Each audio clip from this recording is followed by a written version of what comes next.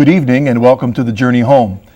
I suppose you could include tonight's program in a series that I began, the first year, and that was the idea of doing programs on classic converts. And we did a program on John Henry Cardinal Newman and a program on G.K. Chesterton. But then Dr. Connors did an entire series on classic converts, so then I figured that was taken care of. But tonight's program, I suppose, would fit into that category. Because my guest tonight, Dr. Alice von Hildebrand, finally is my guest. She and I have talked about doing this for, 4 years? We've known each other 5 years, and we've talked about this as long as you've been teaching philosophy here from time to time. Yes, I was indeed. That's right. But though I tried to twist her arm, our focus tonight, though, is on the conversion of her husband, Dietrich von Hildebrand. And many of you know him as a great philosopher. In fact, Dr. von Hildebrand has just released a book called The Soul of a Lion. This is about the conversion of Dietrich von Hildebrand. It's his biography. And on the back it recognizes that he is considered one of the great Catholic philosophers of the 20th century. Many consider him a doctor of the church already. And so, again, if we had lots and lots of time, we could talk about his writings, his many books, and especially his particular angle on Catholic philosophy. But we're here to talk about his conversion. Many of you may not know that he was a convert to the church. Our theme for tonight, as Dr. von Hildebrand and I discussed this, it became very obvious as she described her understanding of his conversion, that the theme is the reality of the vertical dimension of life, the impact of the supernatural in our otherwise horizontal focus in life. And we'll talk about the reality that we live in a culture that is primarily obsessed with the horizontal and blind to the vertical. And in the life of Dietrich von Hildebrand, it was this awakening to the reality of the vertical dimension of God that changed his life. And has also through his writings changed so many others. So thank you for joining us tonight. Your phone calls and emails are always important. So start calling and we'll place your calls to Dr. von Hildebrand. And as soon as your calls and emails come in. Dr. von Hildebrand, welcome to the program. Certainly a pleasure and a privilege to be with you. And like I mentioned, we've talked about having you on the program for a long time, though you're not a convert, a lifelong Catholic. I'm a cradle Catholic, but now that you've been a Catholic for a few years, you know how badly cradle Catholics need to be converted. Well, really, every one of us needs to be a convert. Every single person needs to have the conversion, an awareness, an awakening, a hunger and a thirst to grow in holiness. And a daily conversion. Daily conversion, yes. Taking up our cross. And so the journey home actually is not just about finding the fullness of the Catholic faith, but it's following Christ faithfully in every aspect of our life. Let's begin as usual. We're going to focus on your husband.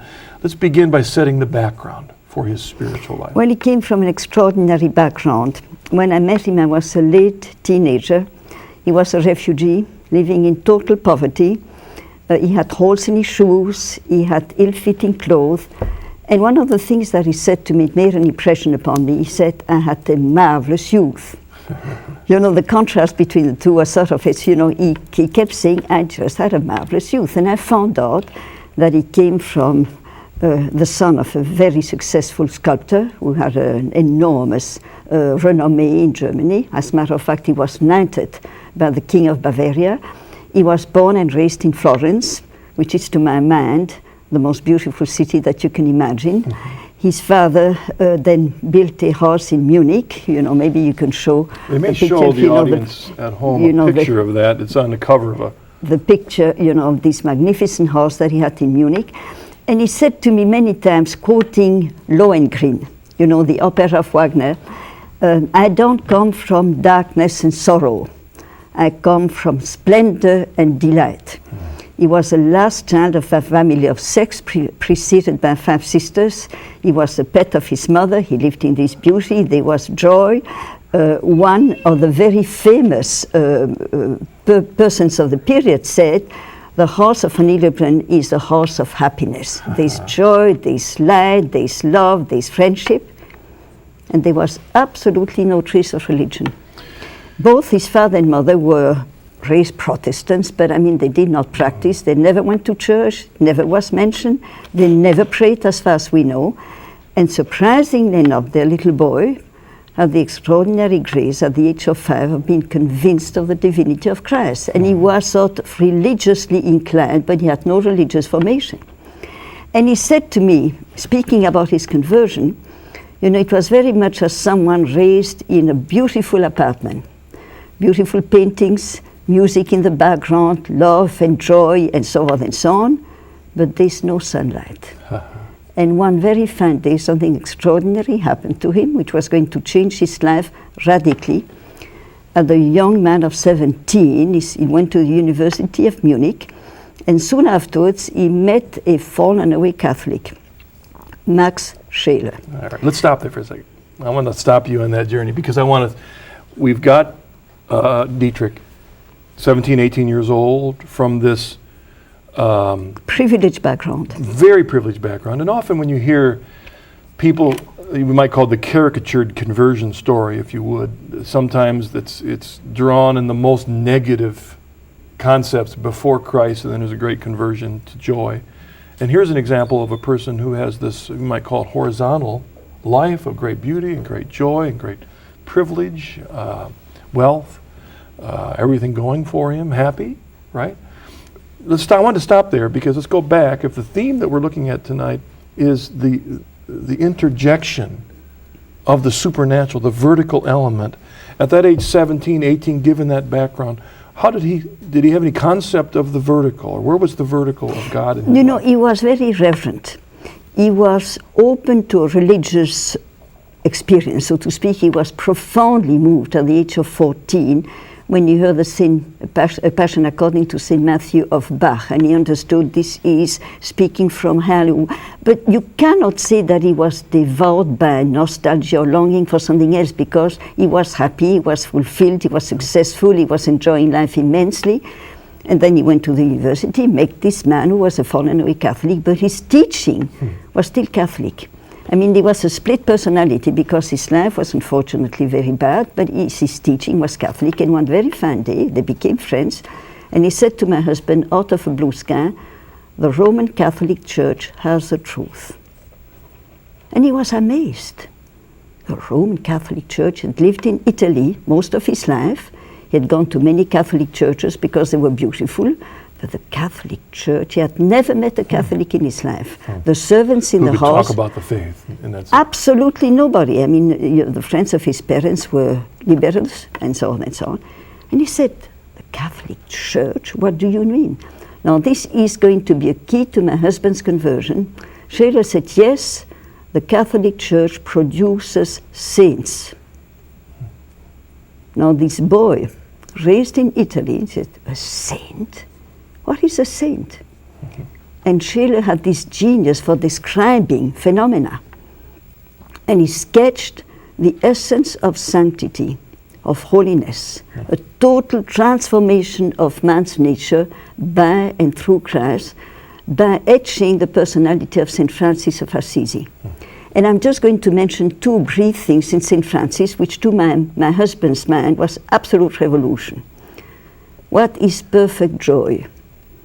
Well, you're a Franciscan, and you go to a Franciscan convent late at night, and you knock, and you're drenched, and you're hungry, and the porter refuses to open, and says, you are knaves, you are thieves, I don't trust you, I'm not going to open.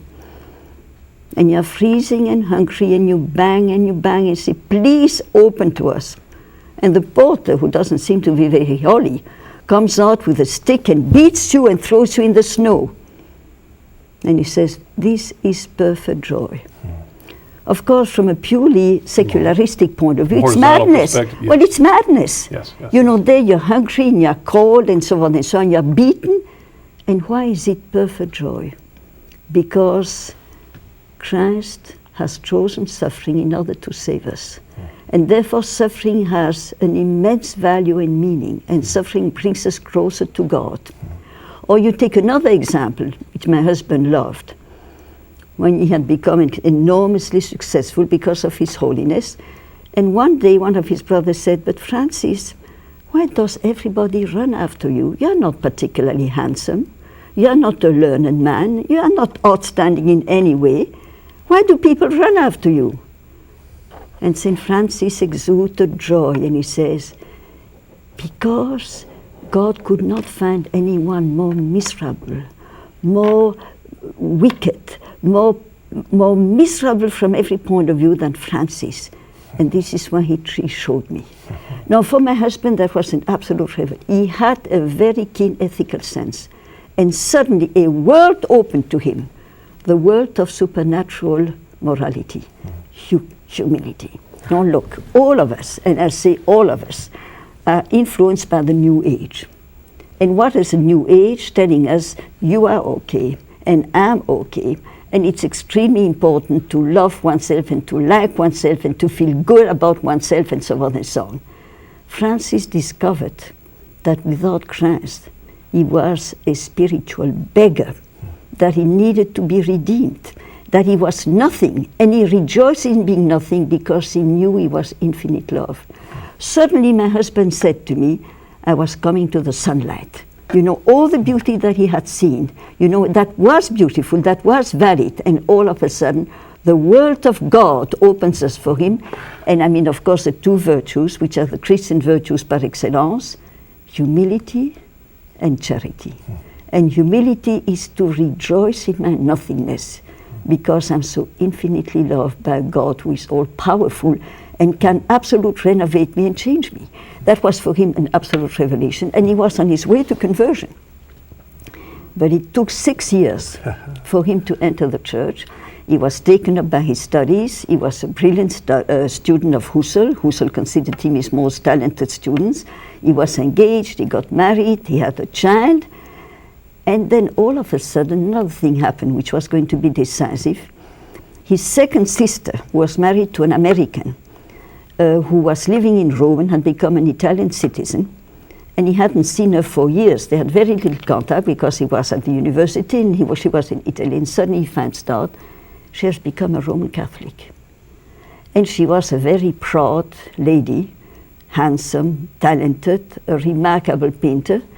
And it was the one of his sisters was least religiously inclined. She had sent to my husband when he was a little boy, you know, Christ is quite a nice person, but for goodness sake, don't compare him to Michelangelo, to Beethoven. I mean, this is ridiculous. I mean, these are geniuses. You know, he's just a good man. And she found Christ and invited him and his wife to go to Rome and to be there at the presence of him when he received her first communion in the catacombs.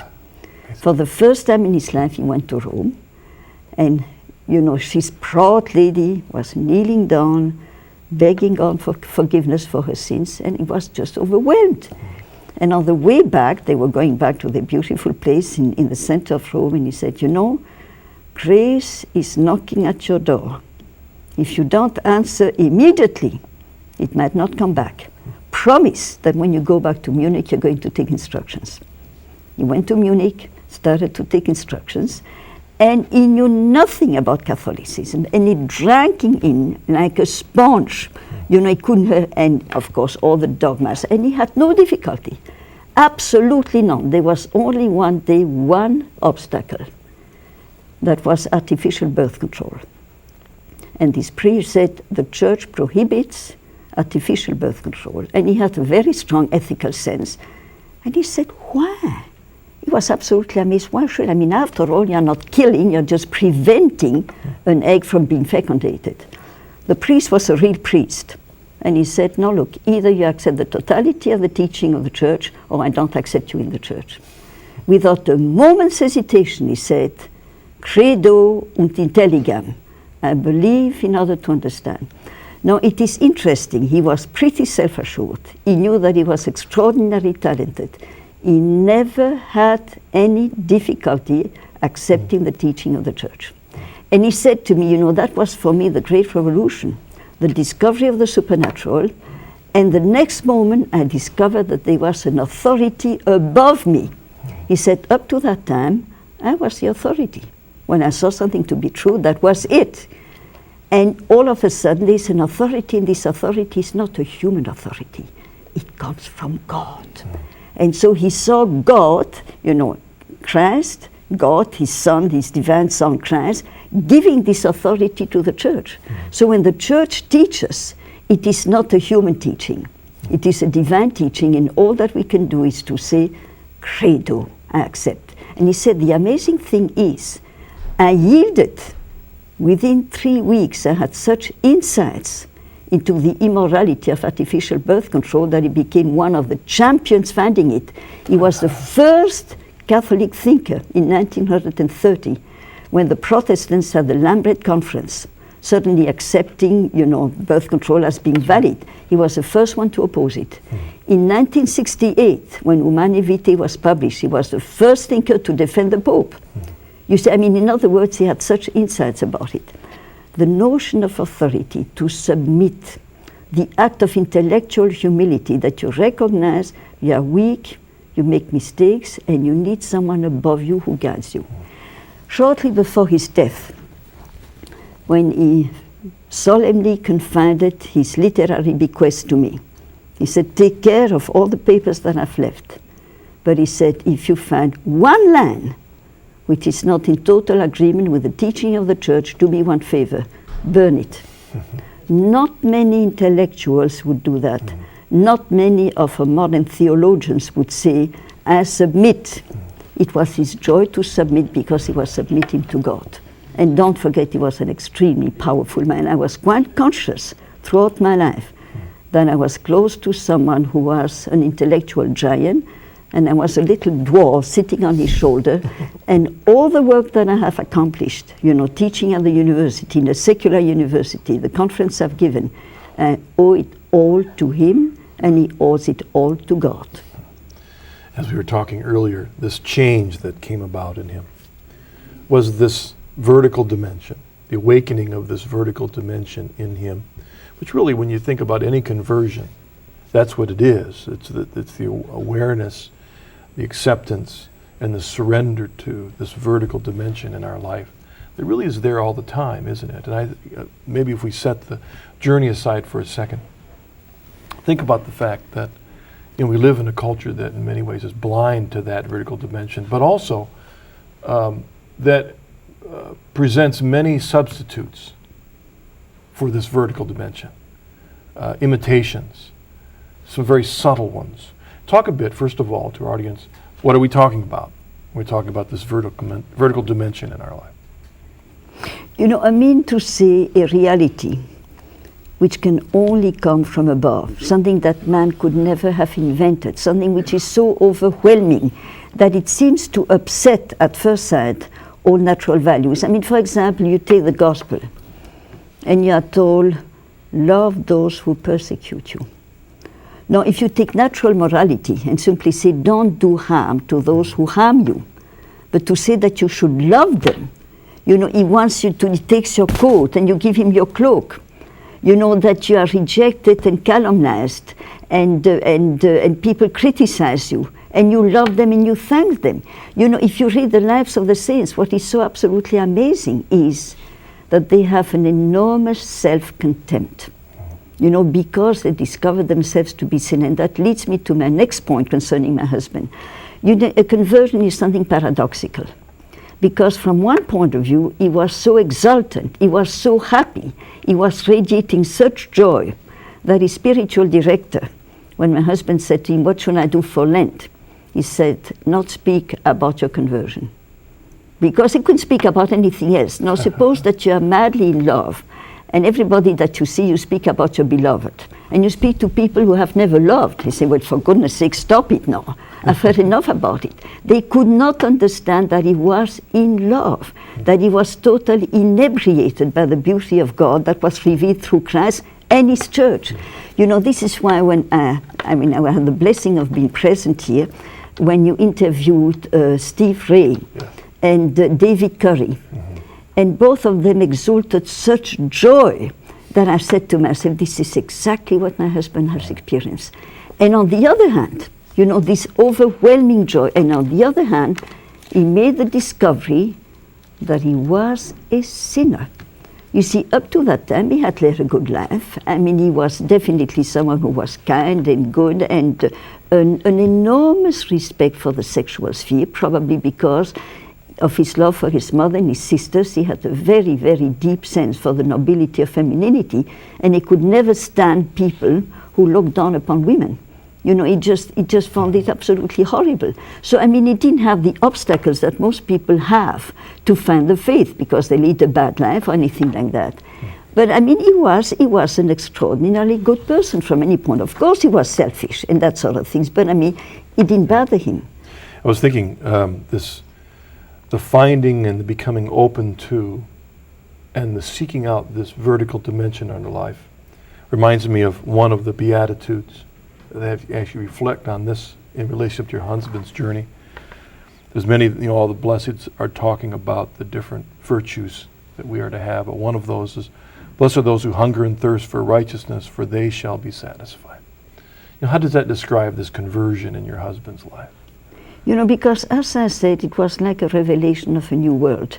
You know, there is some sort of faint analogy in Plato's Republic, Book 7, when people live in a dark den, and then all of a sudden one of them escapes and see the sunlight. Mm-hmm. You know, and that was his experience. But I mean, as I said, the paradox of the joy and simultaneously of discovering, goodness, I am a sinner. You know, and I mean, the Pope, the priest who brought him into the church says, don't forget, it is not the church that needs you. You need the church. You need the church and when he had to make his first confession, you know, and he had to examine his life, all of a sudden he discovered lots of things that he had been blind to. You know, we don't pay much attention about our weaknesses, but all of a sudden he focused on it and he realized, but my goodness, yes, I am a sinner. God have mercy on me. You know, that is the first step, first lesson of humility, you see. And, you know, this was linked to another thing, the joy of conversion, the joy of being God's child, the joy of knowing that the Holy Trinity lives in you. I mean, that was overwhelming for him, and he wanted to share it. And from this moment on, he became a missionary. No, a missionary in the sense of saying, truth is not man. You know, I taught for so many years in the secularistic world, and my one big problem was relativism. And I discovered that there were two main obstacles to faith. One of them was to deny the objectivity of truth, and the other one was to lead a bad and immoral life. These are the two main obstacles to finding God.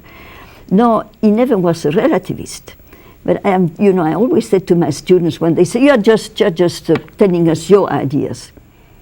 I say, if I say something false, give me the patent of this stupidity. But if I say anything which is true, it is ours. Now, this is what it means, Catholic.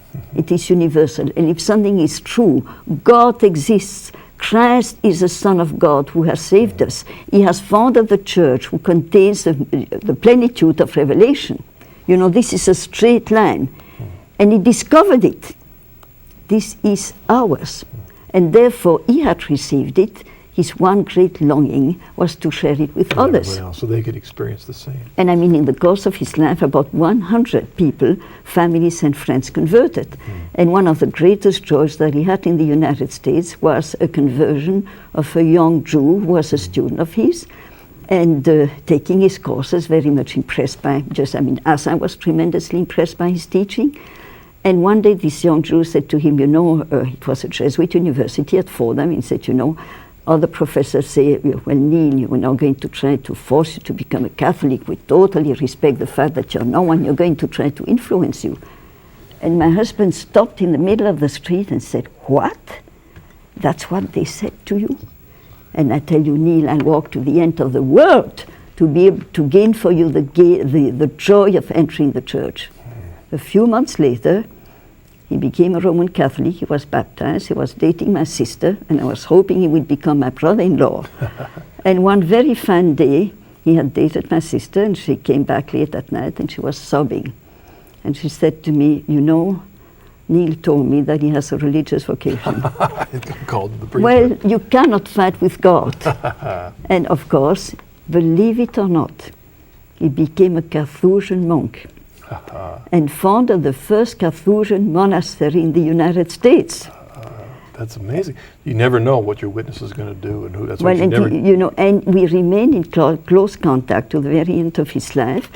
And my sister had gone back to Europe and then married someone else and so on. They hadn't seen each other for 35 years. And then 3 years ago, she came back and she called him, asked him whether she could see him.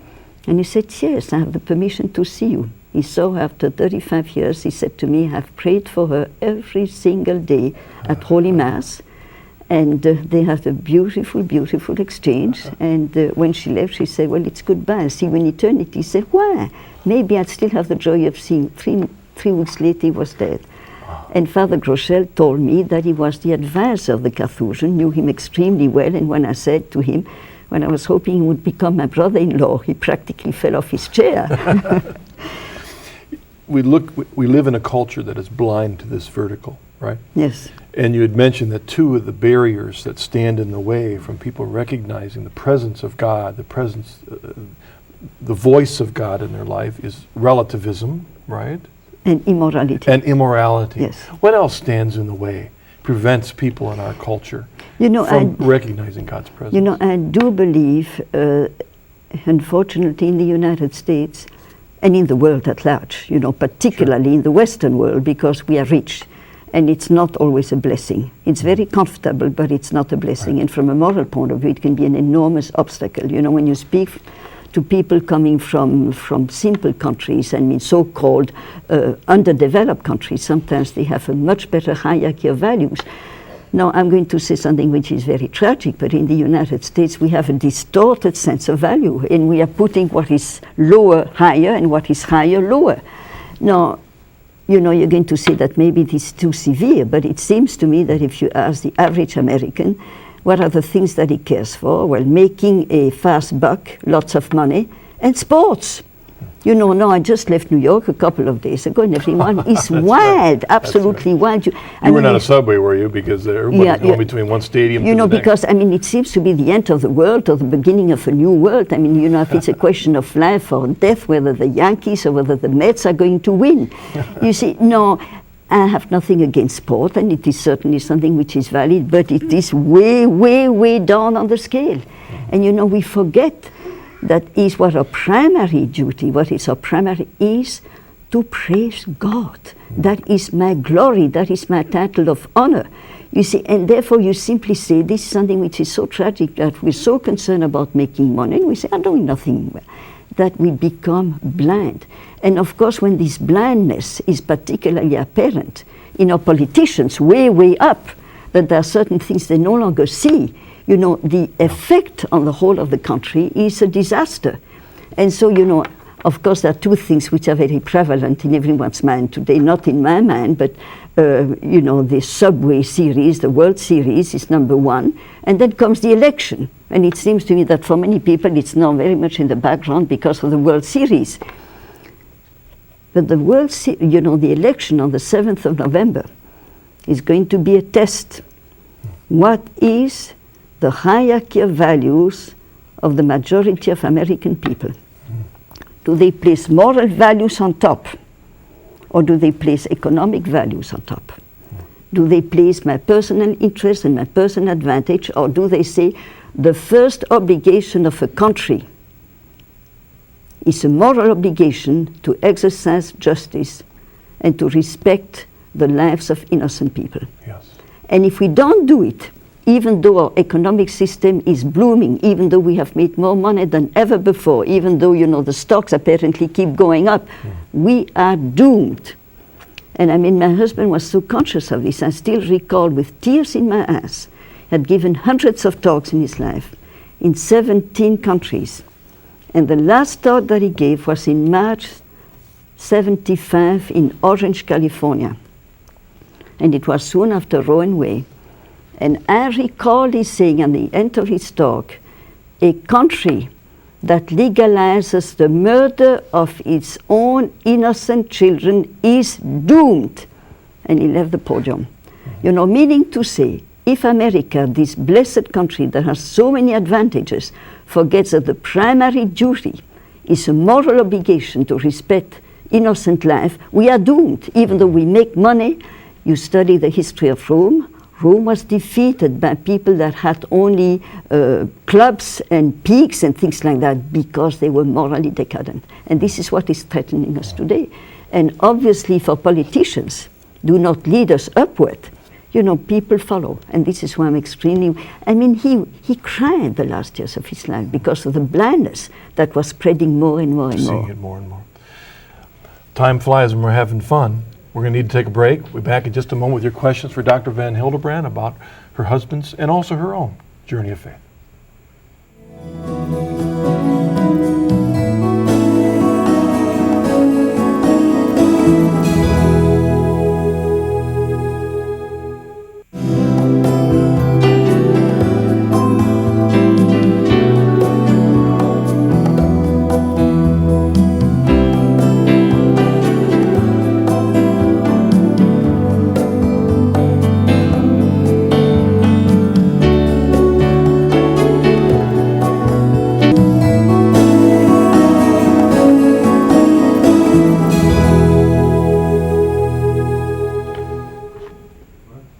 Welcome back. My guest this evening is Dr. Alice von Hildebrand, and we've been discussing her husband's journey of faith, from which we labeled the horizontal of joy, the beauties of God's creation and all that he experienced, with his knowledge and commitment, understanding of Christ's way in the background. In many ways he was blind to. And then how through the teaching and in friendship of this philosopher, professor, the spark of God's grace entered his life, awakened him to the presence of the vertical, and then, of course, then there's the witness of his own sister, until eventually he becomes a tremendous witness. Would you say that his book, Transformation in Christ, is one of his greatest books describing this journey of faith? You know, this book has changed my life. I met my husband when he was living in this very slummy apartment very close to Harlem in New York. I was living at the Waldorf Astoria at the time, and the contrast between the two places was rather striking. Well, useless to say, I wasn't footing the bills. I was living with an uncle who had plenty of money. And he was talking about transformation in Christ. And he spoke about it in such a sublime way that I assure you, when I left to go back to the Waldorf, I was inebriated. I had a Catholic instruction. I believe that I knew my faith extremely well. I was a daily communicant, had an extremely pious father. But the idea that I had to be transformed, that I had to be totally renovated, was for me new.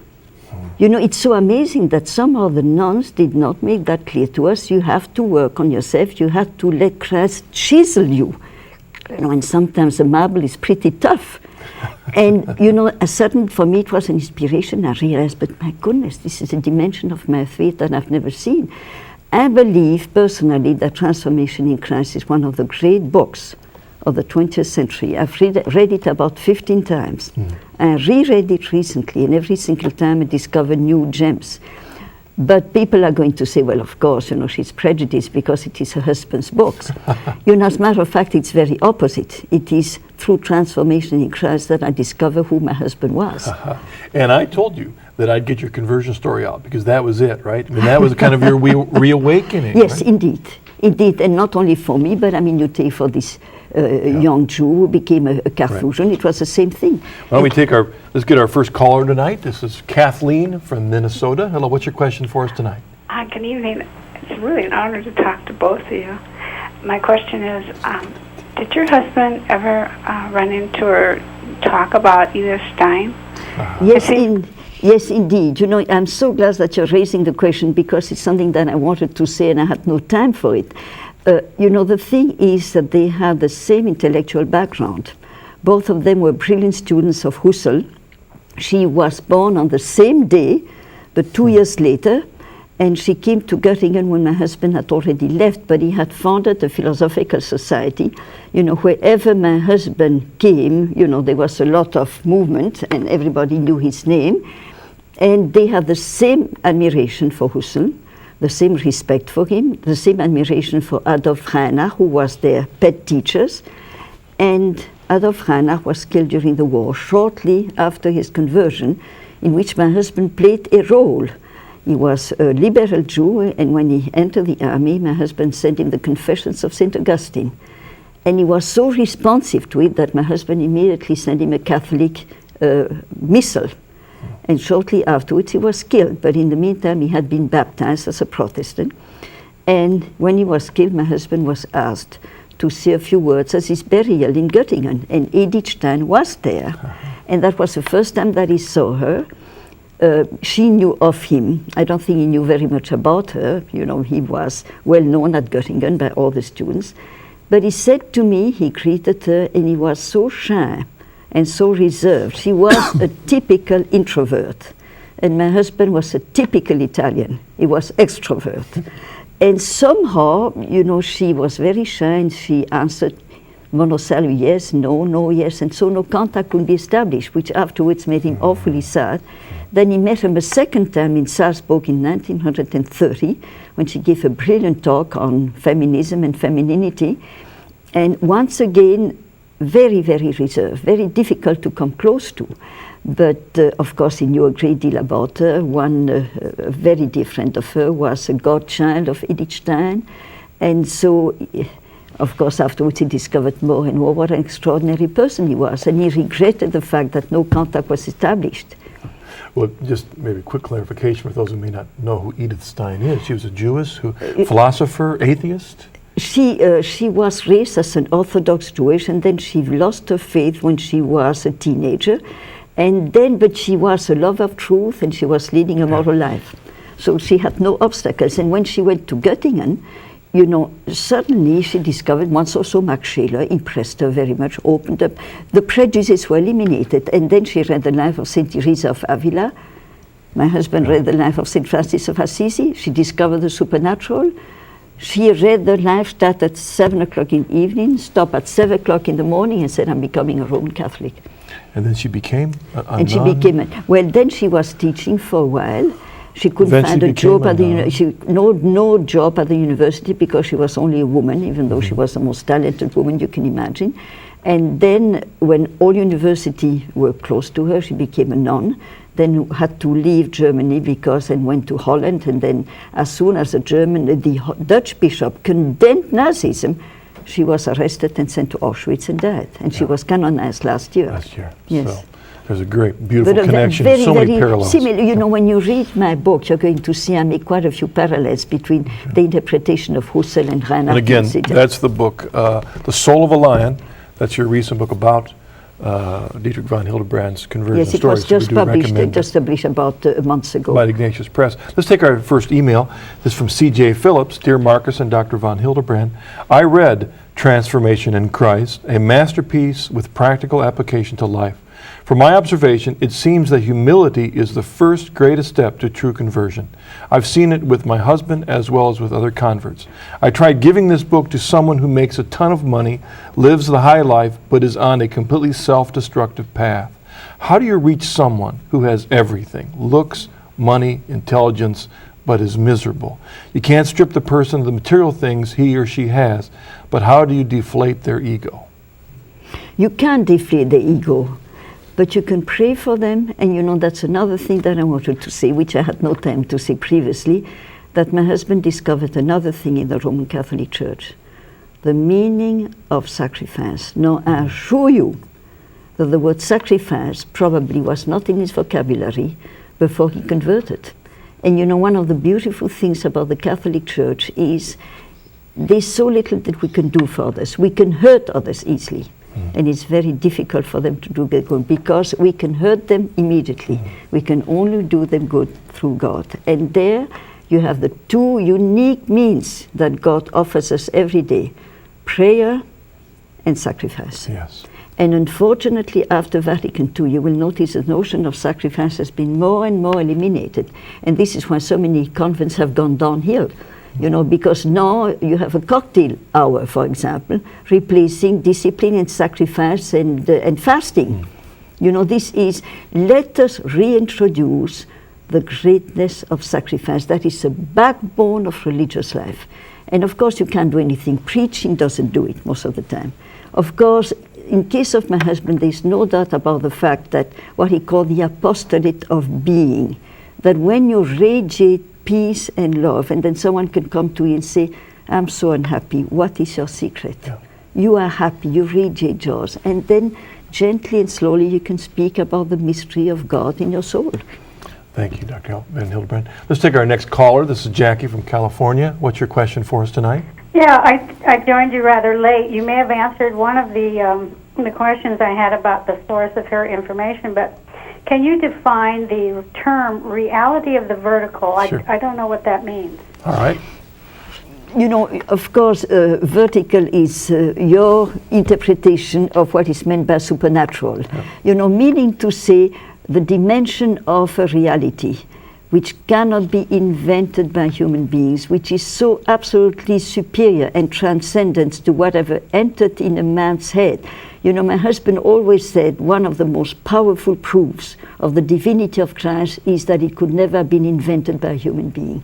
You know, someone who is all powerful and all good and chooses to be incarnated in the womb of a woman in order to save man. This is something that man has never imagined. You always imagine someone who is lower trying to reach a higher stage, but someone who is all perfect and chooses to become weak for our sake. This is something overwhelming that can only be divine. This vertical dimension is being touched by God, and I was thinking about the vertical because so much of the beautiful traditional Catholic art is to draw our focus upward. And last night my wife and my sons and I were out having a bonfire on our property and cooking hot dogs late at night, and the stars were so beautiful. We were laying out on a rug and looking up, and you know, we're drawn upwards. But what do we see? What do we see when we're drawn upwards? And it reminds us of that passage in Romans where it says, "For what can be known about God is plain to them, because God has shown it to them. For since the creation of the world, his invisible nature, namely his eternal power and deity, has been clearly perceived in the things that he has made, so they are without excuse. For although they knew God, they did not honor him as God or give thanks to him, but they became futile in their thinking, and their senseless minds were darkened. Claiming to be wise, they became fools." You know, it is so absolutely beautiful. My husband said to me, after I converted, the music of Beethoven and Mozart and Leonardo and the greatest of Leonardo became more beautiful. It doesn't become less beautiful, and maybe this was best expressed in his relationship and his interpretation of love and marriage. You know, he loved his wife very deeply. But the very moment that you see your wife as a temple of God, you know, simply the divine grace is in her. When you embrace her and you partake of Christ's love for her, you reach a dimension of beauty which is not conceivable on a purely natural level. So he simply said, you know, you gain everything and you lose nothing, because everything that you loved before is not lost. It's simply more beautiful, it's transfigured. You know, you hear the singing of birds, and you know, they sing God, they sing of God's praise. So I mean, you know, he radiated even in moments of severe trial. I mean, when you read this book, you're going to see what he went through, persecuted by Nazi, the enemy number one, sought by the Gestapo, escaping, and so on. Nevertheless, he still had this supernatural joy. God loves me.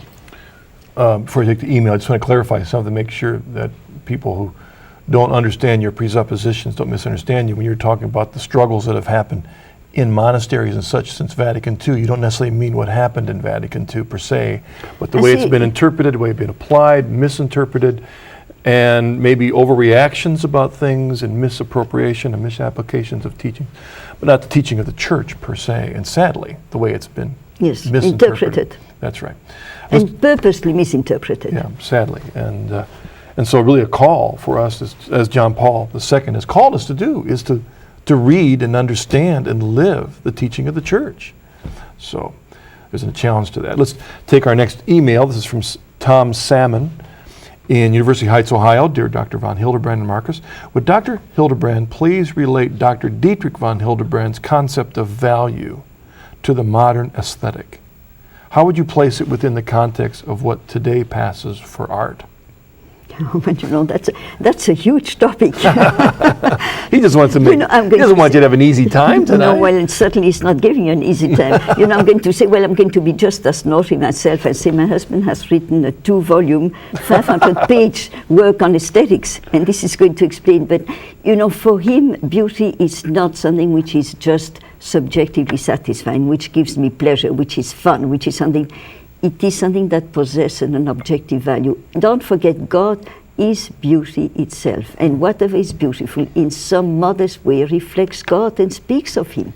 So I mean, therefore there is a very direct, this is why there is a strict obligation for Catholic architects to produce churches that are beautiful. And after Vatican II, for some reason, they started building churches that were so ugly that you simply say, well, I mean, these are built for the devil. It's not built for God. God deserves what is the most beautiful thing. This is why I'm so grateful about the convent in Hansonville. Yeah. Mother did not build this magnificent place for the nuns, for their enjoyment, but for the glory of God, because it is God's house. And nothing can be beautiful enough for God. But I mean, the question is a very, very good question, but unfortunately I have too little time to answer it in detail. So we'll encourage them to read the books that you've mentioned. I thought before we getting ready to take another email in a moment, there's a text from Psalms 36 that I think addresses this issue of the vertical dimension of God's supernatural voice and connection with us, His creation. What happens when we're blind to that? Because what happens is we can be blind to the voices from within so that we can't discern what's right from wrong. And this first verse... You mean deaf, of course. Yes. What did I... Oh, yeah, right, deaf. I'm glad you're here to make sure I'm getting my words right. But reflect on this word in Psalm 31. Transgression speaks to the wicked deep in his heart. There is no fear of God before his eyes. Is that not an expression of someone just lost in the horizontal? It is a tragic world in which we live, that we've become blind and we've become deaf. And many people chose to, because they just want to live as they please. And by so doing, they become slaves of their pride and their concupiscence. And I mean, this is why we live in a rich society, but as Mother Teresa of Calcutta said, we are extremely poor. And sometimes you go to truly poor countries, and so-called underdeveloped countries, when people still have a sense for right and wrong. Was it not Jeremiah said, these people call, or is it Isaiah? You were a Protestant minister, you know that better than I. When he says they call evil good and good evil. We've become totally confused. I mean, to my joy, a friend of mine, a black man from Ghana, said to me, in my country, there's no word for abortion. Doesn't exist in our vocabulary because it doesn't enter into our head that we can kill a child, which is being developed in the mystery of its mother's womb. And when we lose track of the vertical voice, of course, then we lose the discernment. That psalm continues in this way. For he flatters himself in his own eyes, that his iniquity cannot be found out and hated. See, if you don't believe in the vertical observation of God, then you don't think what you're doing can be found out. And the words of his mouth are mischief and deceit. He has ceased to act wisely and do good. He plots mischief while on his bed. He sets himself in a way that is not good. He spurns not evil. But then in Psalm 37, we hear the other side. Fret not yourself because of the wicked. Be not envious of wrongdoers, for they will soon fade like the grass and wither like the green herb. Trust in the Lord and do good, and on and on. But that was typical of my husband's conversion. Before that, there was a notion of good and evil. And the moment that he converted, there was a notion of sin. Because sin is against God, and therefore God alone can forgive sins. And I mean, it's very typical. I mean, the Pharisee says, you forgive sins. You cannot, God alone can forgive sins. Now, if Christ is not God, they were right. Yeah. But being God, he could forgive sins. And therefore, we must understand that every sin offends God. It can hurt another human being, but the offense is to God. And this is what is so prominent in Catholic teaching. The worst thing that you can do is to offend God. And I see people who go to the polls on the 7th of November should say to themselves, I want to vote for a candidate who is not going to give priority to what is unimportant and totally neglect what is essential, namely not to commit sins. Why don't we take this last email very quickly. Dear Marcus and Dr. von Hildebrand, what would you suggest to someone thinking about coming into the church who has encountered Catholics who seem to contradict each other in their understanding of church teaching?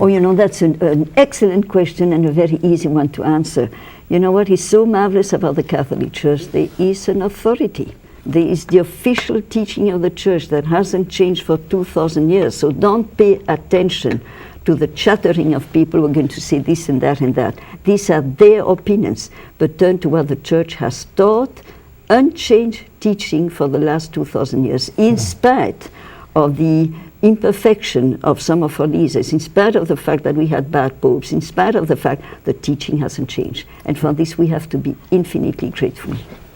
Well, let me ask you finally then, as you shared with us the journey of your husband, how has walking beside your husband and experiences his conversion of faith helped your own lifelong Catholic faith grow in your relationship to Christ? I told you, the first time that I heard him speaking about the necessity to be transformed, that was absolutely decisive for me. And apart from that, he has given me an understanding of the Mass, which is infinitely deeper than what I had before. He had opened up for me the incredible beauty of the Catholic liturgy. One of the things that he has taught me, which once again was not so prominent in spite of my Catholic education, is the link between Christ and his bride. He could never sever Christ and the Church. And he said to me, I love the Roman Catholic Church as I love my bride. You know, she is my great love. And many a time at the end of his life he was weeping because of what some people would say about the Church. I mean, Catholics, the churches and so on, making no distinction between the Holy Catholic Church and between members of the Church who sometimes are particularly miserable. Dr. von Hildebrand, thank you very much. Well, I thank you. Thank you for sharing with us your journey and the journey of your husband, a great inspiration. As I thought about what we were to speak on tonight, I was reminded of an image that's helped me understand the importance of both the horizontal and the vertical, and the importance of the balance. And it's best expressed by the cross. This happens to be my old preaching cross that was given to me by my parents when I was ordained. You see, a great variety, a majority of our culture, of our world, is caught in the horizontal. And the problem with the horizontal, of our focus in the horizontal, is without the presence of God's voice and his authority in our lives, the tendency of the horizontal is to be inward. Even the best of us, as altruistic as you might be, apart from God, it will all end to be what is best for me in the end.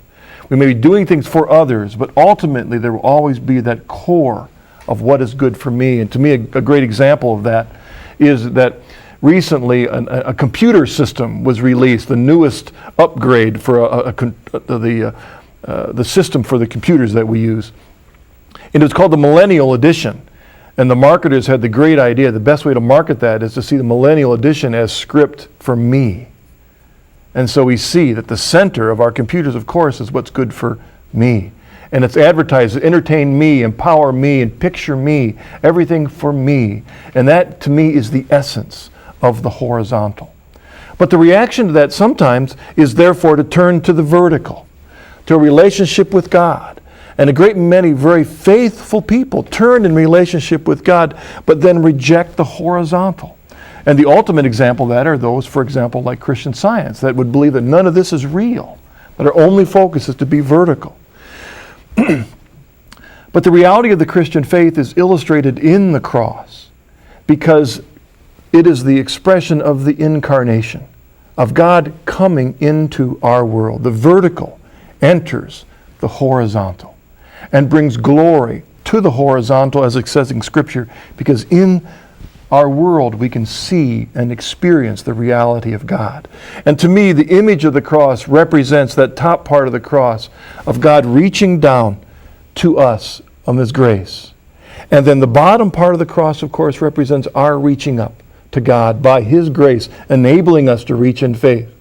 And then the horizontal arms of the cross are that aspect of our faith that is so necessary and how it's expressed, and we reach out in love to others. Jesus said the two great commandments are to love the Lord your God with all your heart, mind, soul, and strength. That's faith. Not just mind, but heart, mind, soul, and strength. And that's how it's expressed as we reach out to one another. That is the balance of the vertical in the horizontal that we find in Christ and is to be found in our lives. A woman asked what we meant by the vertical. It means surrender to Christ, accepting His grace and His love, so that by His transformation of our heart, we can then seek and find Him as He draws us closer to Him. God bless you. See you next week.